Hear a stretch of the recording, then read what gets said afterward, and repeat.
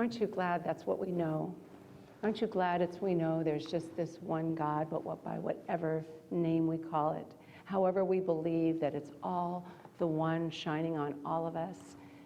Matthew Fox, our beautiful Matthew Fox that has spoken here, is such a beautiful man, and he's very ecumenical in his teaching and brings all different paths together. He has a book called One River, Many Gods, and it's quite a large book with all the different sayings and quotes of the different mystics and teachers throughout cultures and tradition and time.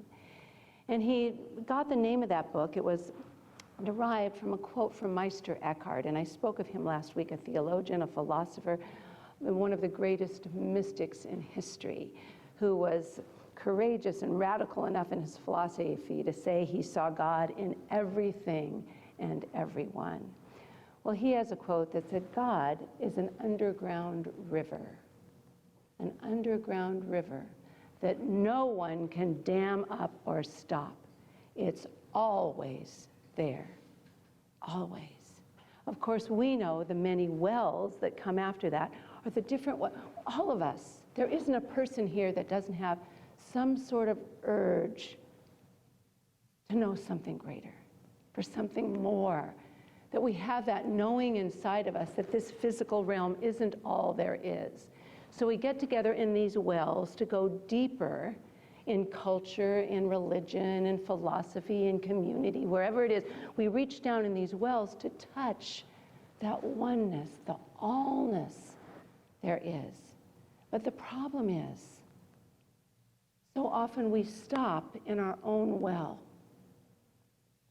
And we don't go deeper so we understand. We're all going to the same place, to that place of oneness. And it's time for us, as the mystics have done, to break through, and this is what Teresa of Avila says, to break through the insane borders we put, those insane bottoms of the well, the same barriers we put up. And she says, why all these different names for the same God of love?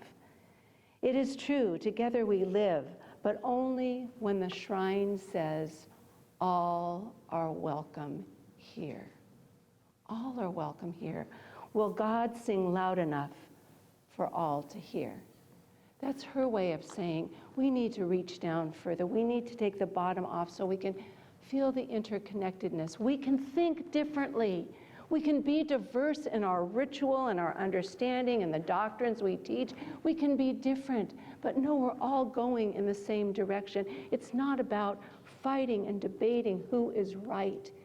It's about getting to that place where we know we're in this together.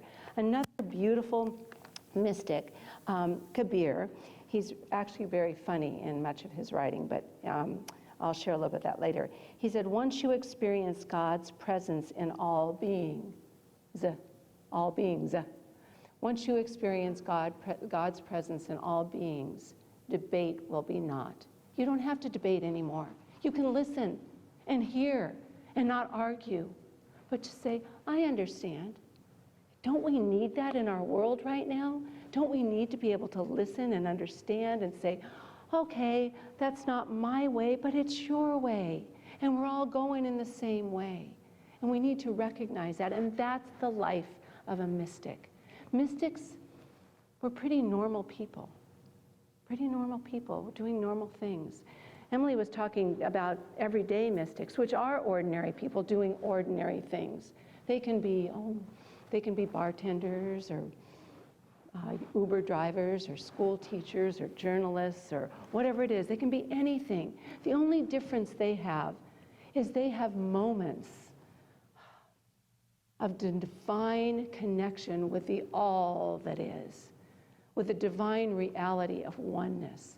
And there's not a person here, I would imagine, that hasn't had that same experience of just being in the awe of life. Something's broken open and you see something greater. But so often we push those experiences aside.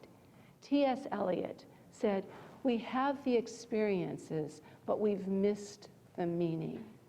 when those experiences happen, and they can be simple experiences. I can remember one that will stay with me forever, of driving to school one day, teaching third grade, and I went down a street I'd gone down many times with lots of trees, and all of a sudden, all the trees and everything just lit up, and it all became one melded picture, like a Monet painting or something, and it was just awe-inspiring. It's never left me. I can bring it up right now, because when those experiences happen to us, we need to integrate them and learn for them and label them what they are. They're mystical experiences where we touch the allness of life. So the mystics we know, the great ones that are like in this book and the One River, Many Wells, they're the mystics that have really done some great writing. Many of them are poets. They commune with God through poetry or their writing, and you don't have to do that to be a mystic. How many of you think mystics are a little bit weird? Kind of delirious, sitting up on a mountaintop going, or dancing around in circles until they're dizzy and in a different realm. I mean, some of us really put mystics in a different place, and they're like, oh, but they have lessons to teach us because they want us to open up. Let me tell you the qualities and see where you are on this list. See which ones you have. Mystics are very receptive. See? That's an affirmation. Sarah, you are receptive. That's right. Receptive to the life and all it has to offer. What is it? Here, now, this. Here, now, this. Receptive to the moment. They're receptive and open and compassionate. Compassionate by nature, and all that's going on, there's a compassion, not a wall that's put up. They're very porous and open to letting go of their ego. That's a great song, because my last word is courageous, and that goes right along with that song. But very porous and open so they can stretch out of their egoic thinking into something bigger. There's more going on here. If we don't understand things in our life, or when we look at the news, or we look at what's going on in people's life, and don't get it, it's okay to live into the question and say, there's more going on here, and I don't know what it is, but I'm open and available and porous and receptive and compassionate enough to understand. And the other word is courageous enough to do the work. Because it's not about our faith in God that makes us lift that veil of matter and step into the realm of the spiritual universe. It's about the practices we use to keep us in alignment, now and always. Too often, too many of us separate God from our life. We may pick up our Science of Mind magazine and read the article, or read every day the words and the prayer, and then shut the magazine and put it down, and then go off into our life and go, oh, do you see that? Oh, the yelling people at the freeway doing all that crazy stuff, you know. And Meister Eckhart said the best way to find God is to look where you left him. Right? Where did I leave? Where did I separate myself from the knowing that keeps me in alignment with the all-good? We just have to get our practices stronger to be aware when we're separated from that feeling and when we're not. Father Bibi Griffith is a man that's Matthew Fox mentions quite a bit in his book, One River, Many Wells. And he was just a regular, ordinary guy, a man who turned into a monk, who turned into a mystic. He said when he was a schoolboy, he was really happy with the life that was right in front of him. He had nothing. There was nothing to complain about, nothing to worry about, until he had one of those mystical experiences. And he saw a world of beauty and mystery that he'd never seen before. And he just stayed with it for a while until it melded into him. And here's what he said from that. Okay, now I'm going to discover the other half of my soul. Right? Because we can do all the reading and all the intellectualizing, which keeps us in the human realm, which is good. It's good. It can fill us and make us feel better for a while. But we need that spiritual side of our being, which is what the mystics lead us to, They know there's only one. They take us to that new place. And he said, okay, I'm going to discover the other half of my soul. So he became a priest and a Benedictine monk, and he went to India, and he lived in the ashram. And he became part of the Christian ashram movement. And he became a noted yogi. I mean, he wanted it all, and he did it all. In fact, near the end of his life, his name was Swami Deyananda, which means bliss of compassion. And his message is, now, right now, is the time that we all share our spiritual riches together with one another, because we all have depth and diversity of our spiritual riches. Remember, we come from unity, just one God, one source. We express in diversity, and we're immersed in divinity. So we have to remember we have a part to play in all of this. But that might be pretty heady for a lot of you. So I want to give you some good news. Mystics love fun, and they can be funny. So I'm going to take my book called Love Poems from God, and it has quite a few mystics, and it has quotes and poetry from all of them. But I'm only going to take the ones I thought were funny. Actually, a lot of the book was funny, but I had to take a lot of my little markers out because it was just too many. So here's one, and Kirk, I'm dedicating this one to you. It says, relationship booster. Here's a relationship booster that is guaranteed to work. Every time you're... Oh no! Every time your spouse or lover says anything stupid, make your eyes light up as if you've just heard something brilliant. That's Rumi. I promise to do that, if I can. This one is from Hephaestus. Two giant fat people. God and I have become like two giant fat people living in a tiny boat. We keep bumping into each other and laughing. And this one is from Kabir, and he said, this world has its pants on backwards. Most carry their values and knowledge in a jug that has a big hole in it. And having a clear grasp of the situation, if I am asked anything these days, I just laugh. And the last one, oh, there's two more, I guess. Yeah, there are two more. This is from St. Teresa of Avila. She says, how did those priests ever get so serious and preach all that gloom? I don't think God tickled them yet. Beloved, hurry. And the last one, I think we can look at our world right now and the way things are, and I think we can relate to this one pretty well. This is from Tukaram, who was the 17th century Indian mystic and saint. Did God really call that famous leader a goofball? If he did, no need to worry about God anymore. He's doing just fine. And we are all off a lot better than I earlier suspected.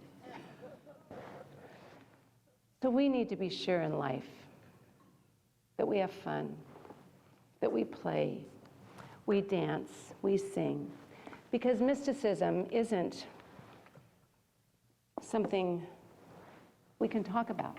It's something we feel. We have to feel life. We have to be available to feel the presence in all the ways it's expressing. Here's a more serious quote from Rumi. He says, with passion, pray. With passion, work. With passion, make love.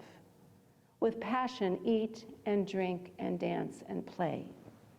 Why do you look like a dead fish in this ocean of God?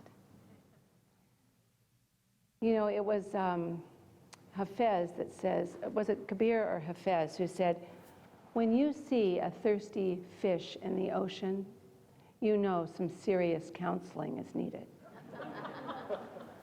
And that's true for us.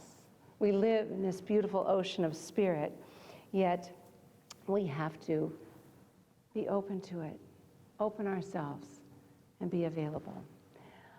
I want us all to leave today with a little open mind and a little open heart. I know sometimes we step back into this physical world and we put those insane barriers and borders back up because it's scary. It can hurt. It can be difficult. At times we don't know what to do. But I just really request that you find something that opens you, like that simple prayer from St. Francis, that can open you to know that wherever we are, we make a difference.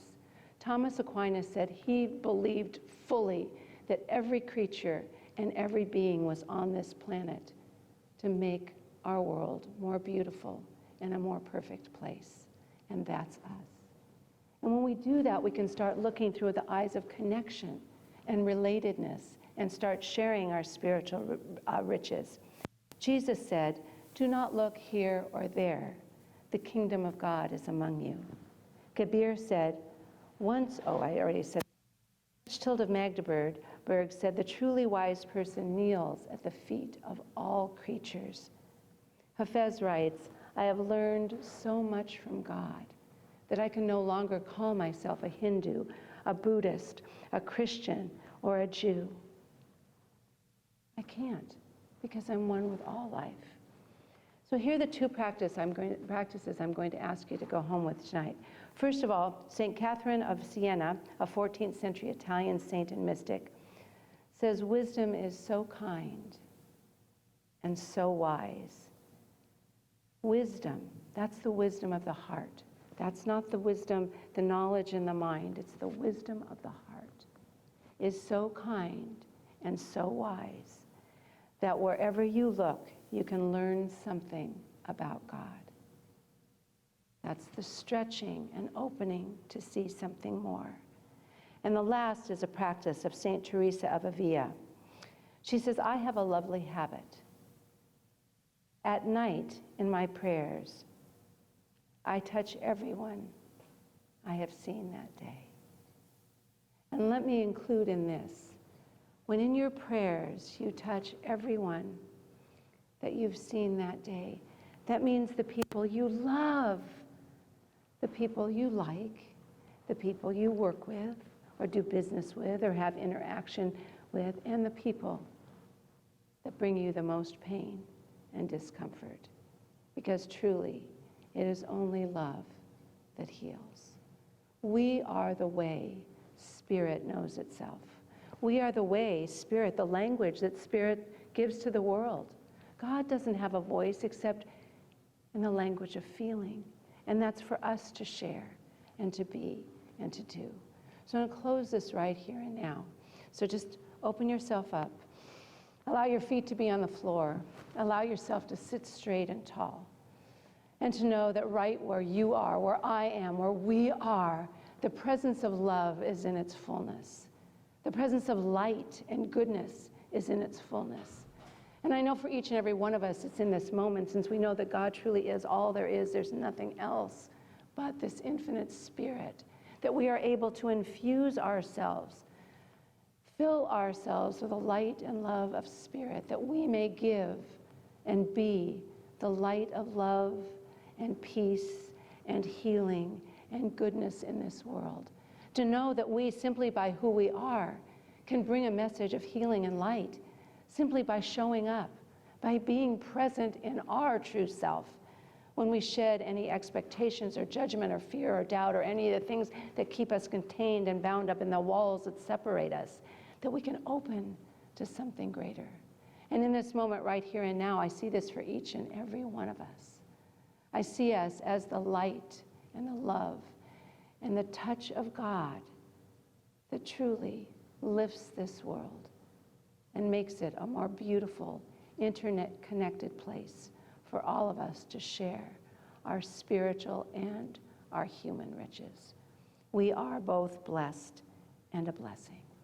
I know this, I see this, and I release this to the infinite mind that only knows to say yes right here and right now. And together we say, and so it is. I love you all. Thank you for being part of my family. And so it is.